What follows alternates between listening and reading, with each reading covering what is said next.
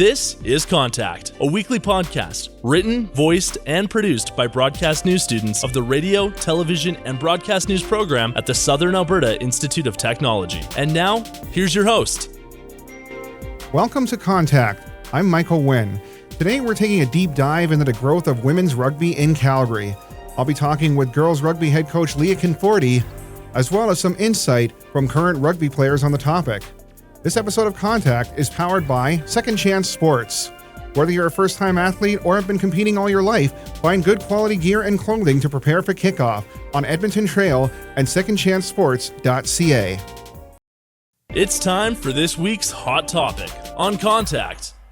Rugby is a fast-growing sport in Canada, notably in Alberta. Prior to COVID, the number of participants in women's rugby in the province reached great heights. High schools and clubs had high levels of registration, and many graduates went on to play in university and even go pro. After COVID, a large number of female athletes decided to quit playing, meaning many programs at all levels had to start from scratch. Some programs shut down for a short period due to lack of available players. In recent years, there's been an exponential rise in player participation across the city, leading to some programs' revival and a growing number of university recruits in both Canada and the United States. A primary factor leading to such growth stems from the recent success of the Canadian national women's team. They first took the international stage in the 1980s and competed in the first ever Women's Rugby World Cup, where they placed fifth. Their best ever finish was a silver medal at the 2014 World Cup, and the national women's sevens team won silver at the 2024 Olympics in Paris. The performance of these women internationally has inspired many girls to give the sport a try, giving them a place to hone their athletic skills and make social connections.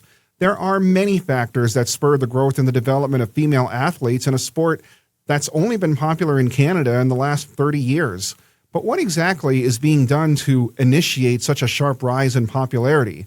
Stay tuned as I dig deeper and get the facts from a renowned girls rugby coach in Alberta. This is Contact, and it's time to get the facts. I had the pleasure of talking to Leah Conforti, currently the head coach of the girls rugby program at Notre Dame High School in Calgary. What made you choose to play rugby when you were in high school? I think I was kind of drawn to it because it was just something new and different. I'd played a ton of other sports growing up. I really liked team sports, and I kind of liked that it was a little bit different and the contact piece, which wasn't in the other sports that I played. So that's how I kind of got involved, and I just kind of saw it on TV. I had seen a few live games and I knew some friends that were playing. So I decided to give it a try and kind of fell in love with the game. Now, you run a very successful girls rugby high school program. How has this program become so popular among the students at Notre Dame High School? One of the biggest things with rugby is it is very inclusive. So there's different positions and kind of different strengths and different body types suit different positions. So I think just to compare it to some other sports, it's really inclusive. So you can get different types of athletes involved. You know, if you look at a sport like soccer or basketball or volleyball, typically at the high school level, if you've never played that sport before, you're probably not trying out and you maybe don't feel confident trying out. Or if you are, your chance of making the team is probably a lot lower just because you're competing against girls that have been playing for so many years and it's smaller roster. So, less number of spots. Whereas with rugby, nobody's really played before. It really is kind of a high school entry level sport for the most part. So that's kind of a big draw and a big sell that we use for our athletes is like, hey, it doesn't matter if you've played different sports before, if you've never played a team sport, if you're willing to kind of work hard and put in the time to learn, we kind of have a spot for you. So I think that's a big draw for a lot of girls that are looking to get involved in something or just want to try something new. And about the players that have never played before, how important is it for you to create an environment where they work hard and are disciplined, but at the same time, they're also enjoying themselves? I just try to be strategic. And like you said, like we want them to be disciplined. We want them working hard, but we also want them to be having fun and learning the game. And they're going to be learning it at a different pace compared to somebody that's, maybe in grade 12, maybe it's their third year, maybe they have played a little bit of club at this point. So we try to just differentiate what we're doing. So just having different groups, different progressions, different modifications of games. We usually start with just kind of some games I might even play in my phys ed class where you're just trying to get used to getting your hands on a ball, passing and catching, some fun little contact or kind of almost wrestling type games, just to kind of get players liking the type of skills that are required.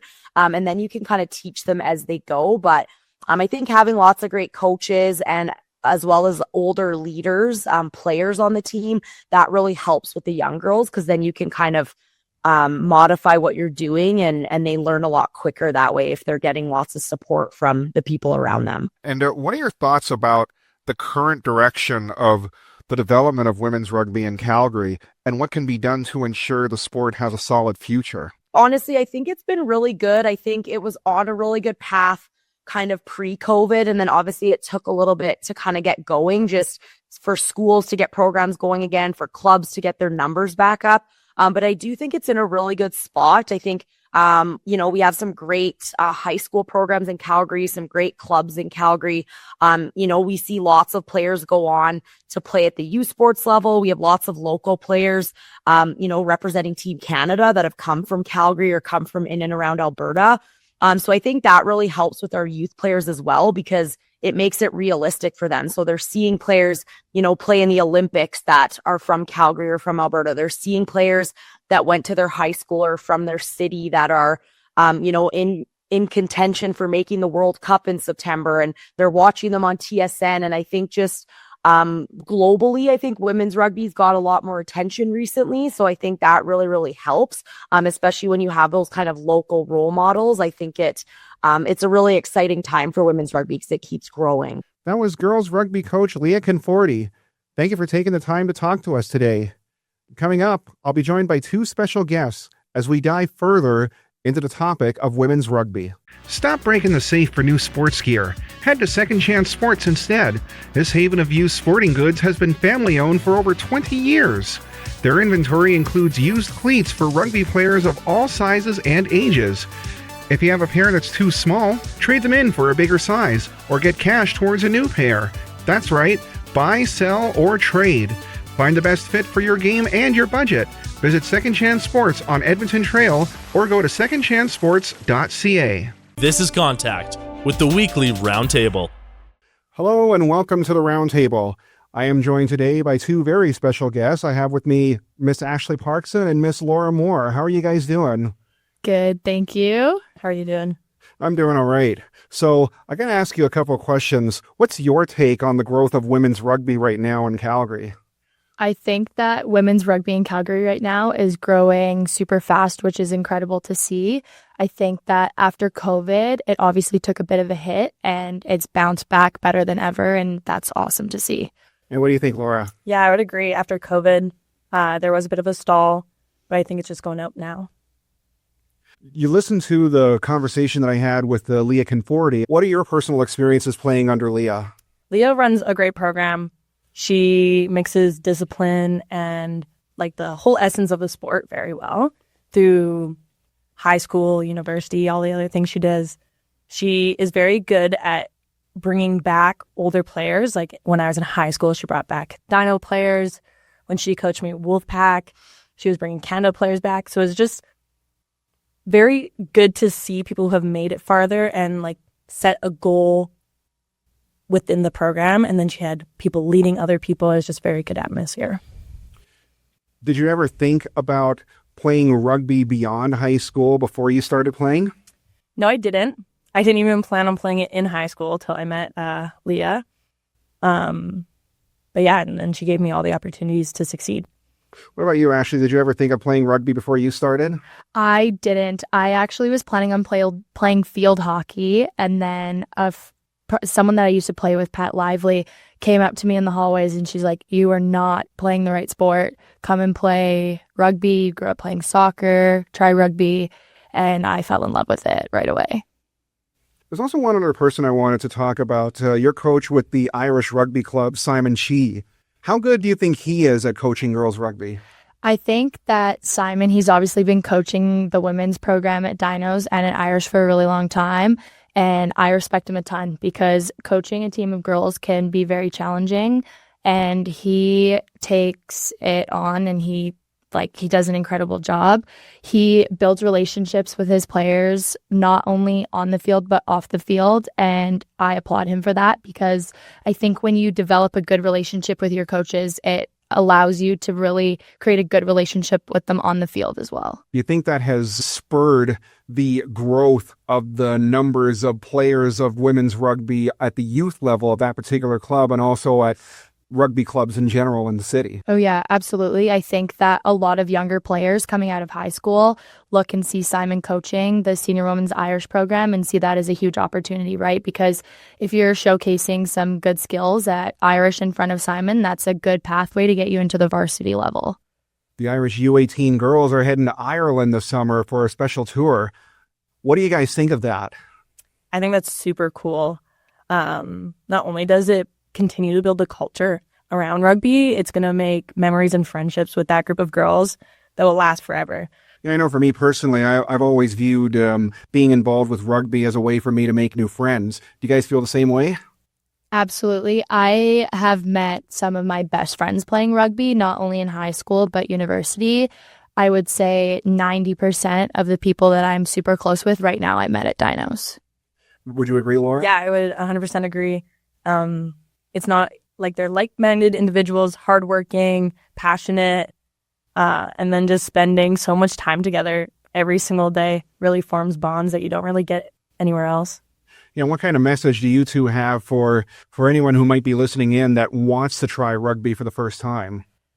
I would highly recommend doing it. I grew up playing many different sports, and what I love about rugby is no matter what type of athletic background you come from, there's a spot for you on the field. No matter what team you're on, the result of the game afterwards, it's a massive community and everyone wants to make everyone better. And it's just a common goal within the rugby community that we want to grow the sport and we want to grow women's rugby. And it's amazing to see everyone help rugby get further, especially in Calgary. Care to weigh in on that, Laura? Yeah, I 100% agree with Ashley. You make friends, as Ashley said as well. Even when you play against the team afterwards, you will all sit at the clubhouse and you will have some food, chit chat, talk about each other. I have multiple friends I play against on other teams, and after the game, we can just continue chit chatting like the best of friends. Thank you very much for joining me. That was Ashley Parkson and Laura Moore, a pair of rugby players in Calgary. And coming up, you're going to hear my personal take on women's rugby in Calgary. We'll see you then. And now, the commentary on Contact. The following opinions reflect the thoughts of the host and do not reflect the views of SAIT or this radio station. Rugby is more than a sport. It's an experience. The experience I'm talking about can be a few things. You're playing a sport you've never played before. You're new to sports in general and are just looking for a place to start.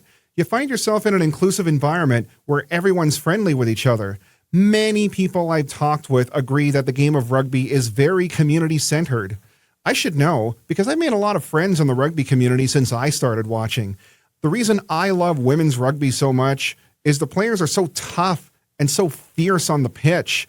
They sometimes put football players to shame. From what I've seen, those dedicated to the game are always on the pitch early for practices and matches. They also develop good leadership skills and are more than willing to be friends with their teammates during the good times and the not so good times. There are numerous rugby clubs in the city of Calgary, and unlike other sports, they don't have registration boundaries. Any player can register with any club they want, and players can start as early as 7 years old, and they can continue playing until they're like past the age of 20. I think it's great that Calgary has all these clubs that offer training and development at different age levels, and they all practice at different locations. I know I've never played rugby, but I'm grateful that some rugby clubs in the city have let me hang around their training and matches, giving me the opportunity to make some new friends myself. Because of this, most of my best friends are women's rugby players and coaches.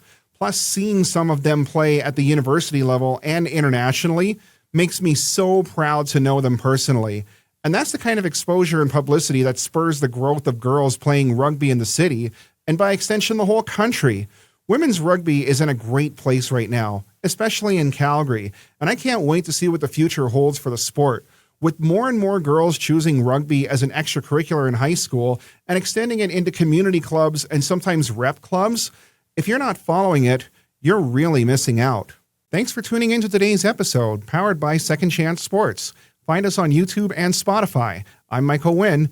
Thanks for joining us on Contact. This has been Contact, a weekly podcast written, voiced, and produced by broadcast news students of the radio, television, and broadcast news program at the Southern Alberta Institute of Technology. Join us again next week for Contact.